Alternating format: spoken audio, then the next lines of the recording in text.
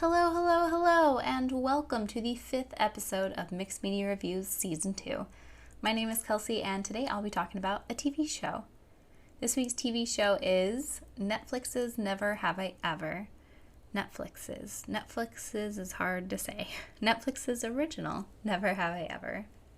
When Never Have I Ever first came out, it was on top of Netflix's load screen, I don't know what you call that, the box that appears. And being a sucker for all things made for teenagers, but in a non-creepy way, I immediately began to watch it. What I didn't expect, though, was for it to be so freaking good. I soon learned that this was created by Mindy Kaling, so I should have known that I would love it. And also, Lang Fisher is the other creator, and I found out while I was researching this that she was an executive producer on 2 other shows that I love, and that was The Mindy Project and Brooklyn Nine-Nine. So again, no surprise that I absolutely love this show. Never Have I Ever focuses on Devi Vishwakumar, who is a 15-year-old girl who must learn to deal with her grief of losing her father, coming to terms with being a first-generation Indian American, and all the other stuff that comes with being in high school. That is the first season summary, basically, but it also kind of is apt for the other 2 seasons as well. And while season 3 just came out on August 12th, there will be another season coming out at some point next year, and that will be the last season of the show. So there will be 4 seasons total. Currently there are 3 that are out, and I'm kind of bummed about it, but it also kind of makes sense because I believe that's basically going to be Devi graduating that last season from high school. So, but yeah. Today's episode will be mostly spoiler free, but I am going to talk about some of the character development a little bit, so that might be a little less spoiler free, but overall no big plot points, I don't think. Like I said, this show blew me away. There's a very good reason why this show has such high scores on Rotten Tomatoes, and it's because it's freaking amazing. It can be a little bit over the top at times, but the comedy and the drama bits are really well balanced. And that's kind of also just what Mindy Kaling is all about, those over-the-top dramatic moments, you know? But this show is thoughtful, it is silly, and it's heartbreaking. Just any emotion that you can fathom, I'm sure you'll experience watching this show. Devi is also a really great character. She's, like I said in the summary part, she's a young girl just trying to figure out how to navigate the world around her. She lost her dad, she even lost the use of her legs for a little bit, and she's just trying to kind of move on or continue to live without her father. And, like most teenage girls who are having a hard time, she thinks that the way to help her through it and for her the world to be perfect is by being a cool person at school and by having the hottest guy in the school on her arm, right? That is basically the basis of any high school teen movie. Oh, there goes my AC turning on. Sorry about this, but again, it's hot. So she's just trying to kind of go through her high school, trying to figure out how to have a better existence than she's currently experiencing. And she very, of course, falsely puts that hope into her, becoming popular and her dating Paxton, who is, the hottest guy in school. And like Devi, I think all the other characters really have this great character development and they have great stories behind them. I love her best friends, Fabiola and Eleanor. They get plenty of screen time and plenty of story throughout the show. They're also really great friends, even when Devi can kind of be a terrible one, which, again, totally typical teenager to maybe not have everybody's best interests at heart at all times, and to also kind of maybe focus a little too hard on boys at the expense of friendships. But I also feel like, she's doing the best she can in this situation. But yeah, her friends Fabiola and Eleanor are great characters. I love their storylines, and I think they're very interesting, and I I'm glad that her friends have more of a presence in this show. I think they're great characters, and I'm really glad that they kind of help bolster the story. Davy's family, her mom and her cousin, and eventually her grandmother, they're also great characters. I really love that Davy's relationship with all three of them really kind of grow over the seasons, and that everything that happens to Davy kind of brings them all closer together. I don't want to talk too much because I don't want to spoil things, although I guess this is already kind of spoiling things. But I really love the development, the evolution, the growth of the relationships between Davy and her cousin Kamala, and also Davy and her mom.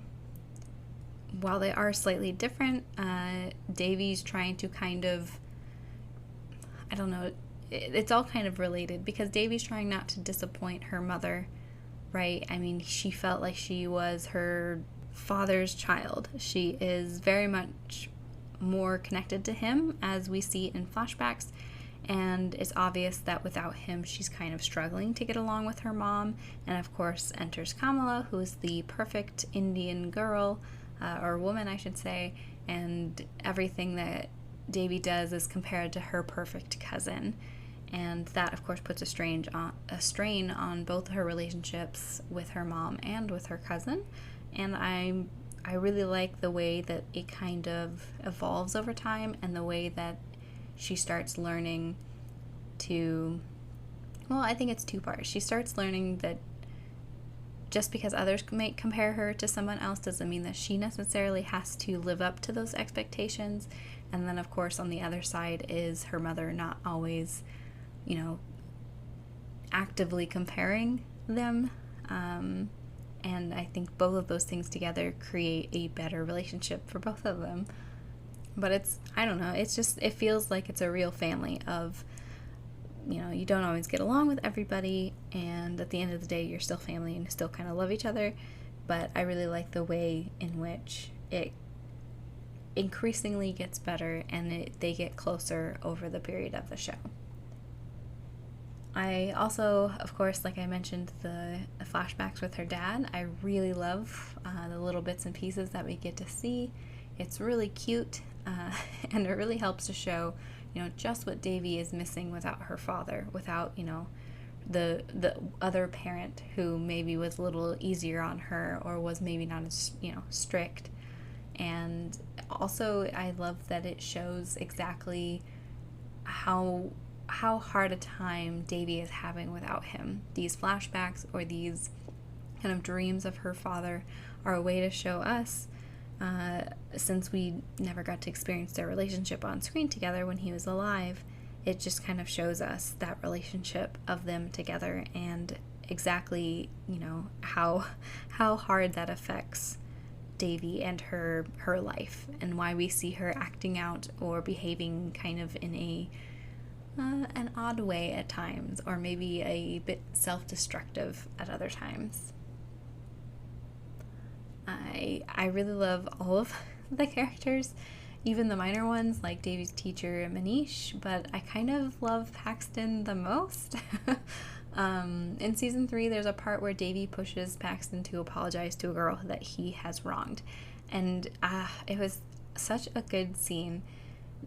Like, his apology is perfect, and he really owns up to all the mistakes that he's made, and he's becoming more self-aware of how his actions affected people, and how sometimes you kind of, even if it makes you uncomfortable, it still is nice to apologize for those past mistakes. And I think that he just grows so much over all 3 seasons. He's kind of a dirtbag in the beginning, but he goes on to become this genuinely kind and thoughtful person. Besides Davy, he may have the biggest growth of the entire series. Davy also has some great progress, of course, like I mentioned, and while she definitely backslides a lot, she also continues to grow a bit more each season. This part is a bit of a spoiler for season 3, but I love that Paxton told her that he couldn't be with her until she loved herself. It's pretty obvious how hard she is on herself, and it's very true that you can't love someone until you love yourself. Otherwise, you'll just always be questioning the relationship, which is exactly the kind of behavior that we see Devi experiencing, the behavior she's doing. Exactly what Devi is doing, right? She's questioning everything because she doesn't have that foundation of love and trust within herself. And also you kind of see her, I don't know if coming to terms with her father's death is the right way to put it, but she is kind of finally maybe allowing herself to grieve a little bit more, and over the course of the show you realize she is starting to kind of move past some of those fears and anxieties that she was having, and obviously, you know, she's not who she was in the start of the show by the end of season 3. And you can kind of see that by what she writes in her, that journal that the psychiatrist gave her at the beginning of the show, what she writes about Paxton versus what she writes about somebody else in season 3. You see that, you know, that kind of change in her behavior as she continues to learn more about herself and kind of stops acting out as much and starts kind of, I don't know, maybe being on that path to accepting herself and loving herself, and maybe in a way accepting that she's lost her father and maybe finally getting a little bit of peace and being able to move on, or at least be able to start existing in the world like she did before, to a small degree. I'm kind of getting sidetracked, but yeah, so I really like Devi's overall arc, I guess you'd say, within the show, and I think that her and Paxton are the ones we see the most growth, but I think all of the characters show quite a bit of growth in their own respective lives and storylines. This show is narrated by John McEnroe. Yes, that John McEnroe, the tennis player. If by that John McEnroe you still had no idea who that was. And it definitely makes sense and isn't totally weird that he narrates for a teenage girl. But he really is the perfect narrator. He has just such a fantastic voice for it. And it makes for some really great moments throughout the show. Like in, I think, season 3, there's the character that says something and he says, "This was important, but not to me. But, you know, for the girls it was important." And and there's lots of little scenes like that. And maybe that doesn't really make sense to you, but if it does, then you probably watch the show. And you get how great he is and how funny it is that he is narrating for a teenage girl. And, you know, it's not just him, because this show is obviously just really great at picking narrators for their characters in general. There are 2 episodes with Andy Samberg, who is narrating for Ben's character, who I haven't mentioned but is Davy's rival. And then there's an episode narrated by Gigi Hadid for Paxton's character. And they both did such an incredible job with their episodes, and I really loved that kind of extra layer that they brought to their character. Much like McEnroe, it is helpful to kind of know the thoughts inside characters' head, and the narration just kind of gives us not only what they're thinking, but a little bit more context of why they're thinking what they're thinking, and all 3 of them just did great jobs. It would be cool if we had another Gigi Hadid episode for Paxton, but who knows where season 4 will take us. What else is there to say about the show? I don't know. I really love it. I got really excited when it came out, and I couldn't wait to watch it. And for season 3 and every single season, it's just such a good show. I think it premiered in 2020, and we've already had 3 seasons now. So, I guess that's 1 a year. But whatever. It's good. It's a good show. I love that we just kind of get this glimpse into the life of this girl who is a first generation, you know, Indian American girl. I love that we get some Indian culture and some Hindu culture.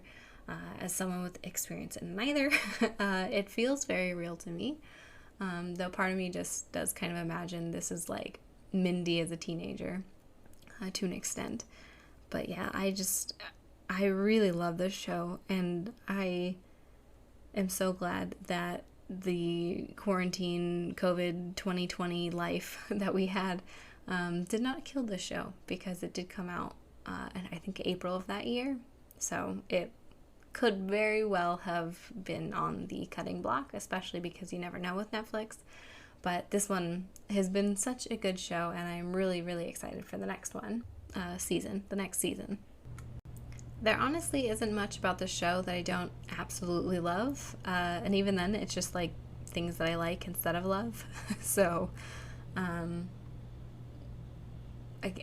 just love it. In case you hadn't noticed my rambling that I have been doing for a bit now. That being said, though, I'll be the first to admit that Davy can be hard to like at times, especially in that first season. She can be pretty cringy at times. And that's not to say that it doesn't feel like, a real representation of a teenager, especially one struggling with all the things Davy has. But it can make the first season a little hard to watch at times. And if you don't do well with cringe, it may be hard to get through that first season. Though this isn't really even quite a critique, just something that some people may not find as enjoyable if they see a character who is constantly just making kind of terrible decisions. But I still love the show, and I still even love the cringy bits, even if I do sometimes kind of want to grab Davy by the shoulders and just like shake her and say, "What is wrong with you? Stop doing these things." But yeah, that's the only thing I can think of really that maybe could be a critique or something that someone doesn't like, unless of course they just don't want to watch a show about a teenage girl. But then the show isn't for you, so why are you watching it? So do I recommend this show? Obviously, absolutely. If you thought I was going to say anything differently, you were not paying attention this entire episode. I absolutely love the show. The seasons are quite short, only 10 episodes apiece, so you can easily watch all of what is currently out in like a day or two. I guess maybe 2, because that would be 30 hours. I think they're about an hour long. Maybe they're 45 minutes. I believe the next season is coming out sometime next year, in 2023, which is obviously not very specific, but at least next year isn't super far away. So hopefully we don't have to wait too long, even if it will be the last season. Heavy sigh. And there you have it. Those are my thoughts on the Netflix original Never Have I Ever. Thank you so much for joining me. You can find me on Instagram and Facebook at Mixed Media Reviews Podcast. Please leave me a comment to let me know if you agreed, disagreed, or even if you have any suggestions, or if you want to say hi. You can also find me anywhere you find your podcasts, probably. Please join me next week, where I will be reviewing the movie The Batman. Yes, that one. Have a wonderful rest of the day. Bye!